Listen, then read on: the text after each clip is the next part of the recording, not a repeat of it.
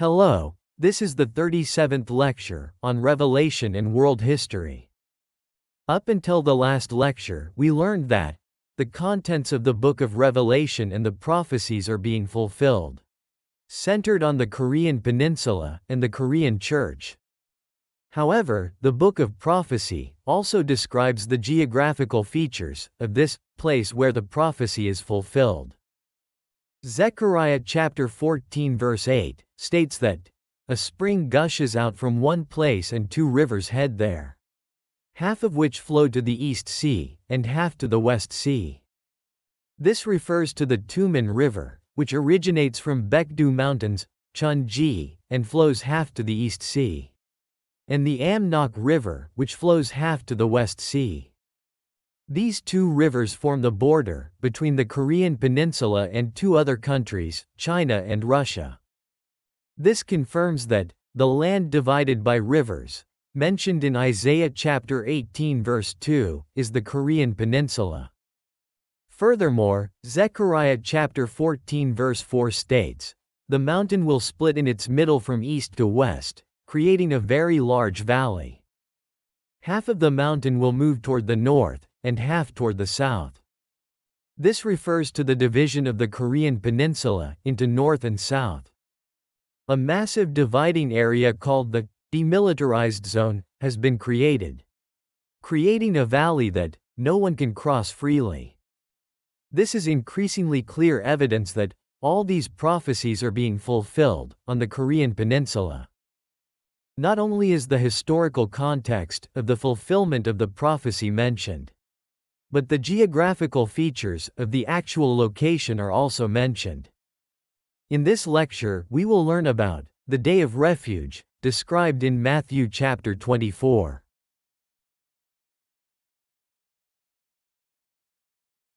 Revelation and World History, chapter 5, section 4. Matthew chapter 24, and the Day of Flight. You will flee to the valley of the mountains, as you fled from the earthquake in the days of Uzziah king of Judah. Zechariah chapter 14 verse 5. The time will come when the people will have to flee to escape war, and that time will be like fleeing from an earthquake. As soon as the Japanese colonial period ended, the United States and the Soviet Union occupied the Korean Peninsula again, and established a trusteeship. As a result, the 38th parallel was drawn, dividing the country into two. The earthquake refers to the division of the Korean Peninsula into North and South.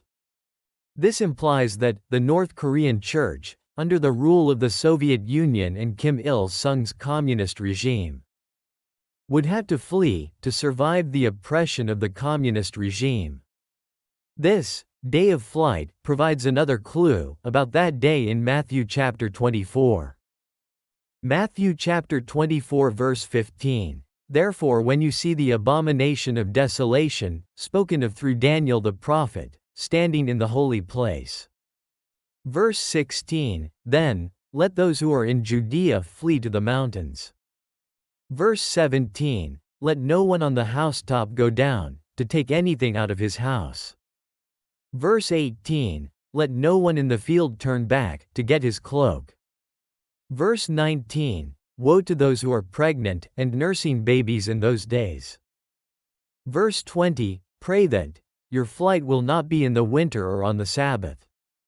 Verse 21, for then there will be great tribulation, such as has not occurred since the beginning of the world until now, no, nor will occur again. Verse 22, unless those days had been shortened, no one would be saved. But for the sake of the elect, those days will be shortened. Matthew chapter 24, verses 15 to 22. The day of flight will be a day of great tribulation, and the scripture says, pray that it will not happen in winter or on the Sabbath.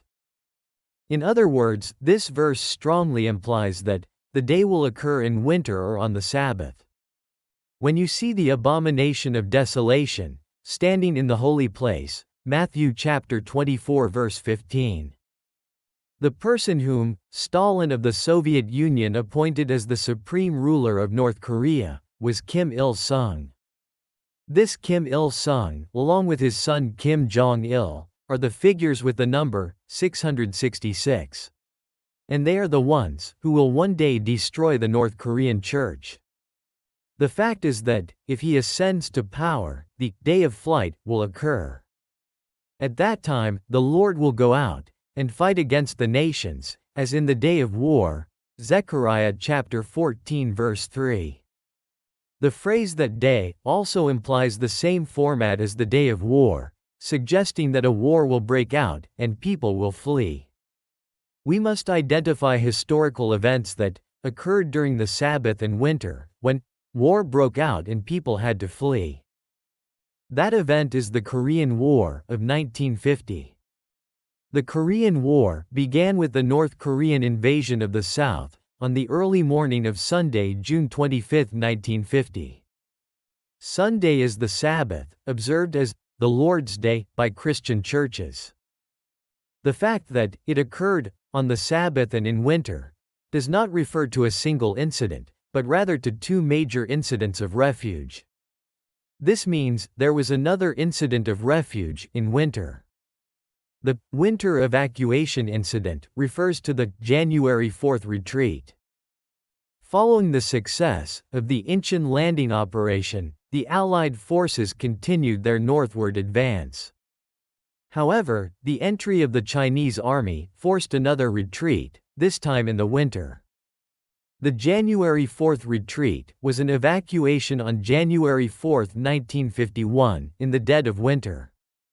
Even those who had not been able to evacuate in June 1950, when the war broke out, fled en masse during the January 4th retreat.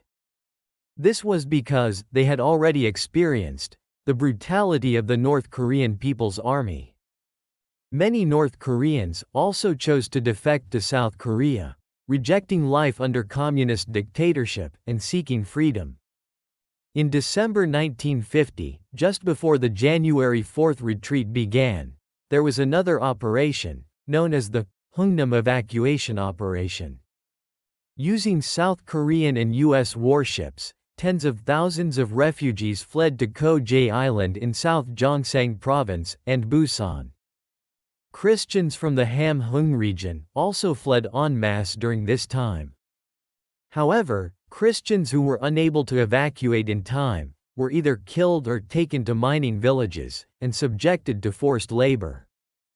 At least, within North Korean society, those who publicly called themselves Christians gradually disappeared. We referred to Kim Kwang-soo's History of Exploring Christianity in North Korea.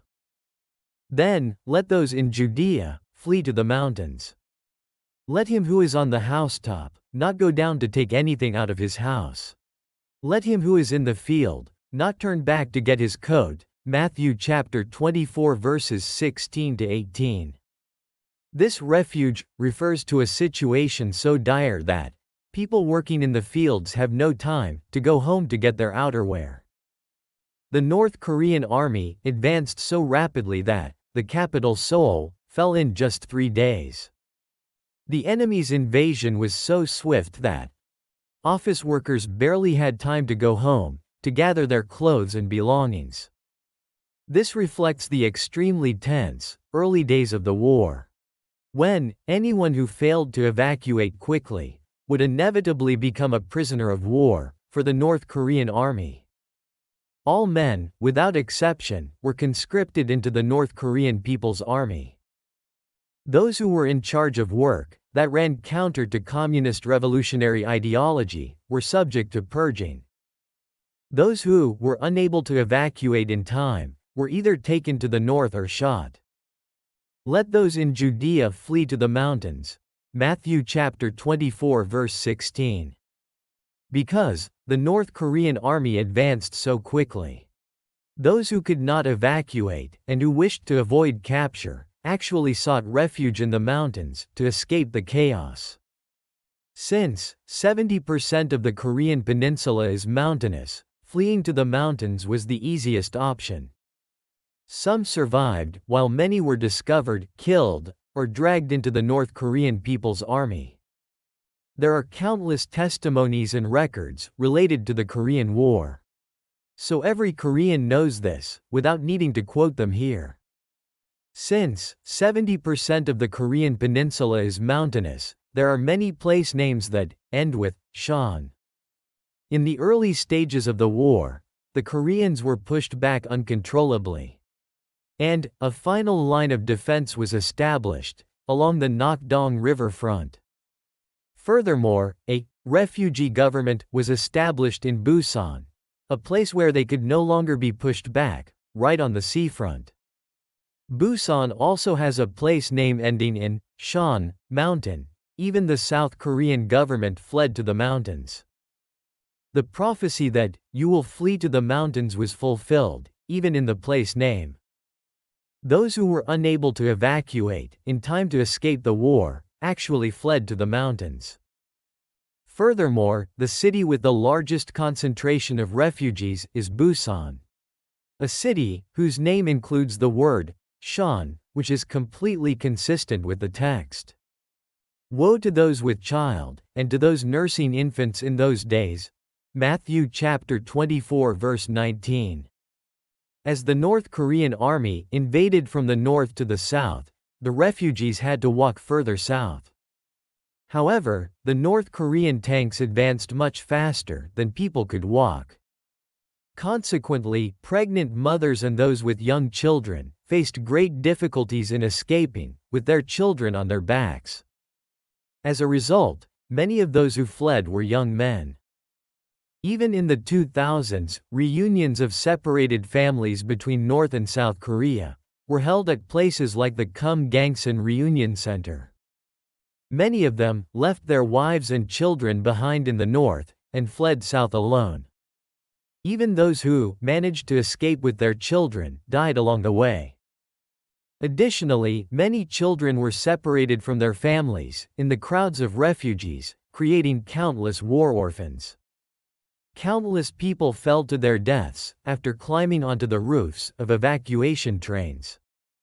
One mother gave birth to her second child in the early morning of January 3, 1951, the day before the January 4th retreat.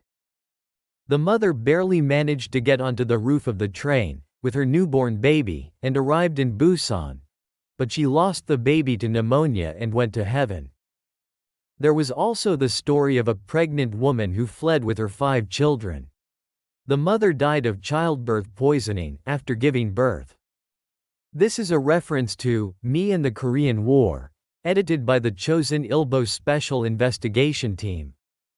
It is clear that the Korean War was particularly brutal for pregnant women and nursing mothers. It was estimated that the Korean War resulted in at least 300,000 war widows. We referred to the book, War Widows, Breaking the Silence of Modern Korean History, published by Lee Lim-ha. More than 100,000 war orphans were also left behind.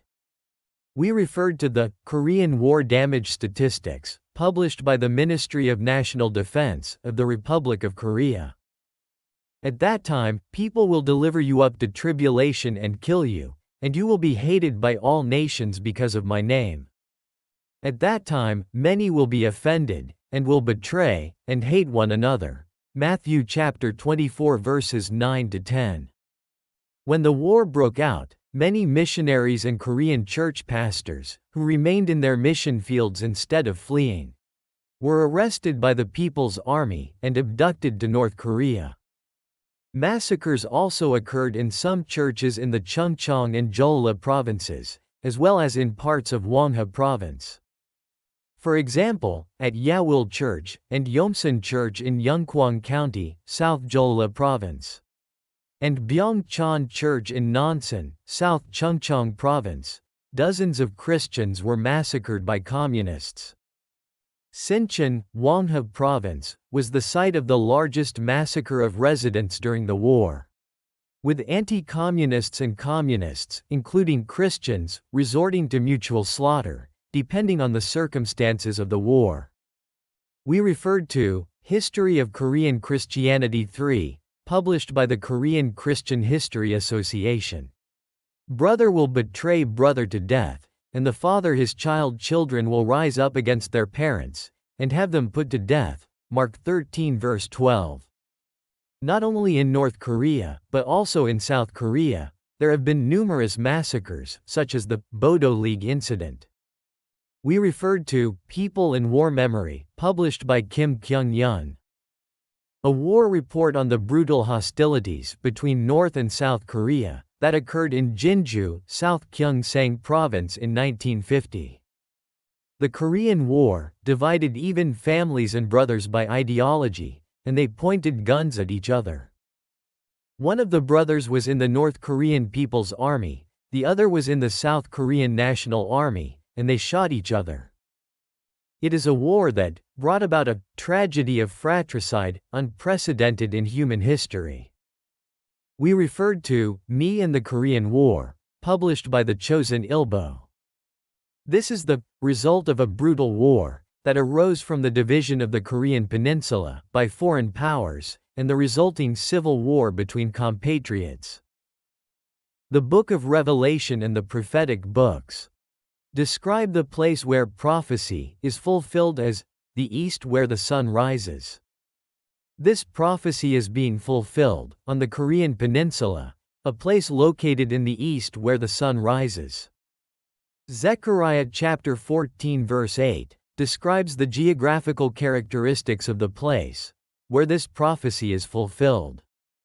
It states that a spring will flow from a single place, becoming the source of two rivers, half flowing to the East Sea and half flowing to the West Sea. That is the Amnok and Duman rivers, which originate from the Chunji Pond on Baekdu Mountain. This confirms that the land divided by rivers, mentioned in Isaiah chapter 18 verse 2, is the Korean Peninsula. Looking back at the Soviet era, the Korean Peninsula was the only country, bordered only by communist countries, China and the Soviet Union. Zechariah chapter 14 verse 4 also states, "The mountain will split in its middle from east to west, leaving a very large valley. Half of the mountain will move toward the north, and half toward the south." This refers to the division of the Korean Peninsula into north and south. A vast dividing zone called the demilitarized zone has been created, creating a valley that no one can cross freely. As soon as this division occurred, the Korean War broke out on June 25, 1950. The evacuation incident occurred on Sunday, June 25, the Sabbath. Also, on January 4, 1951, during the coldest winter, another evacuation situation occurred. The Sabbath and winter fleeing, mentioned in Matthew chapter 24, has come true. This is increasingly clear evidence that all these prophecies are being fulfilled on the Korean Peninsula. In the next lecture, we'll explore 2/3 will perish, and 1/3 will remain. It was the Bible History School. If you subscribe and set up notifications, you can continue listening to the lectures on Revelation and world history.